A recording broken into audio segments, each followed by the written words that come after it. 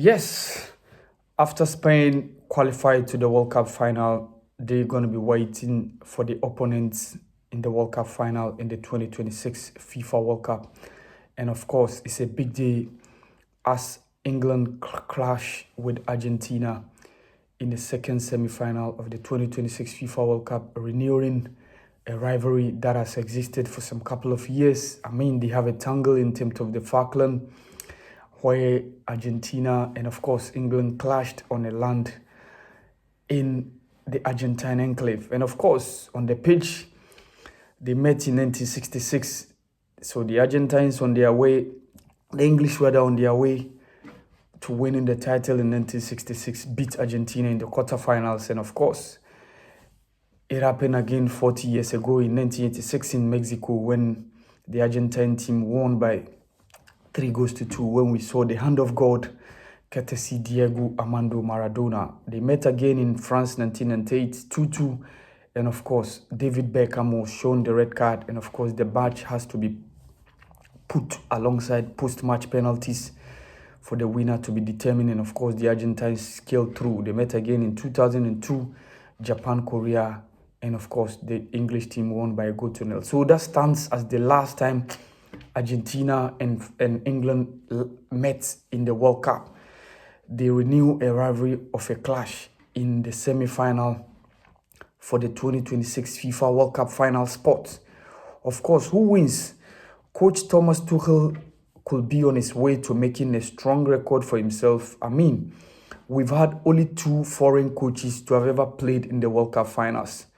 Gregor Reino from England was the coach of Sweden in 1958 when they lost against Brazil on home soil after they hosted the competition in 1958. And Ernst Happel of Austria became the second foreign coach to take a national team to the final of the World Cup when he took the Netherlands team in 1978 in Argentina. So Thomas Tuchel could be on his way to becoming the third coach to take a national team or a nation that he doesn't come from to a final of the World Cup. And of course, at the venue where the tournament has been going on, which is North America, we've never witnessed a final in the World Cup without a Southern American country. North America consists of the Caribbean and of course, those other countries including USA, Canada, and Mexico. That enclave started hosting the World Cup in 1970 in Mexico, and of course, Brazil won the competition over there. In 1986, Mexico hosted again. Argentina were in the finals, and they won the competition. In 1994, a tournament also went around that enclave, and that was USA. Brazil were in the final against Italy, and the Brazilian team won 2 post-match penalties. And there has never been a final in North America in the World Cup without a Southern American team in the final.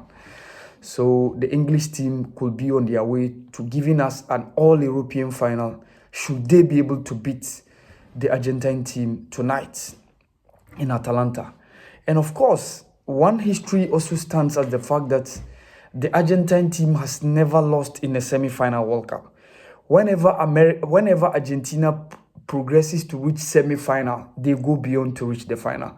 For Argentina at the World Cup, it's either being first or second. In the last 4, Argentina have never played any third and fourth place game before. So Lionel Messi and his charges will be hoping to make sure they improve their record by booking another final after winning the last World Cup.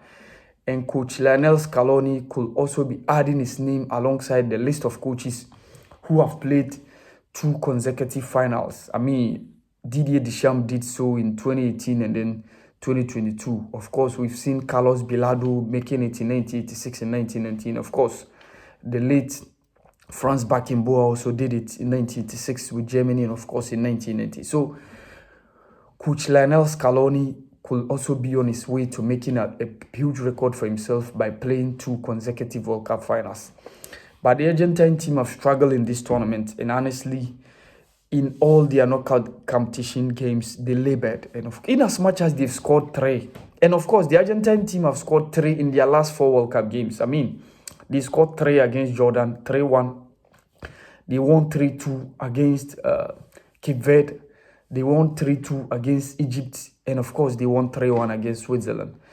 But of course, Jude Bellingham will also be giving us some wonderful free. I mean, becoming one of the young players to have ever scored two consecutive games in knockout stages, scoring twice in the game against the Mexican, and of course, scoring twice in the last game in the quarterfinal when the English team defeated Norway by 2-1.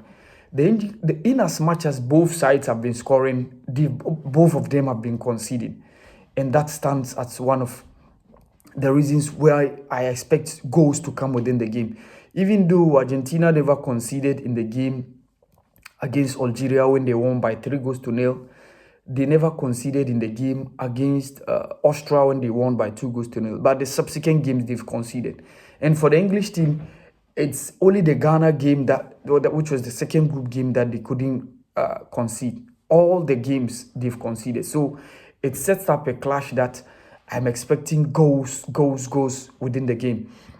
And the Argentine team have been playing brilliantly well, in as much as they belabored the so as the English team have also been doing massively well. I think Coach Thomas Tuchel has monstrous mentality when it comes to making it count. He always demands more from his players.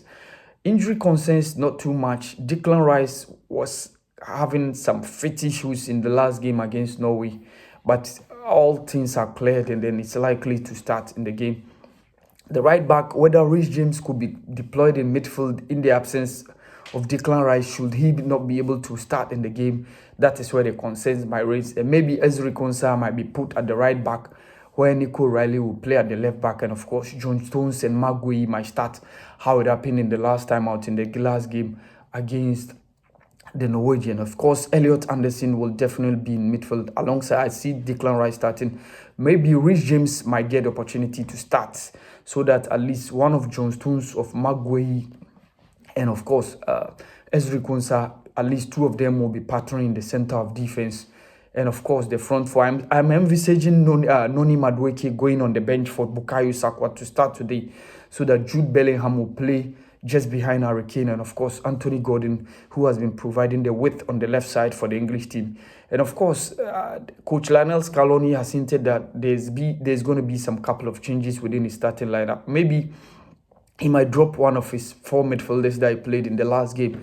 I mean, he used Rodrigo De Paul, Alexis McAllister, Enzo Fernandez, and of course, Leandro Paredes. Maybe he might withdraw one of them to start either Giuliano Simeone or Nico Gonzalez. But I'm expecting for him to maintain the back four that consists of Nahuel Molina on the right, and of course Nicolas Tagliafico on the left, Lisandro Martinez, and then Christian Romero making the back four, and of course goalkeeper of Aston Villa, Martinez, will be in the goal post. So it's a tough game, and honestly, it's a difficult one to predict.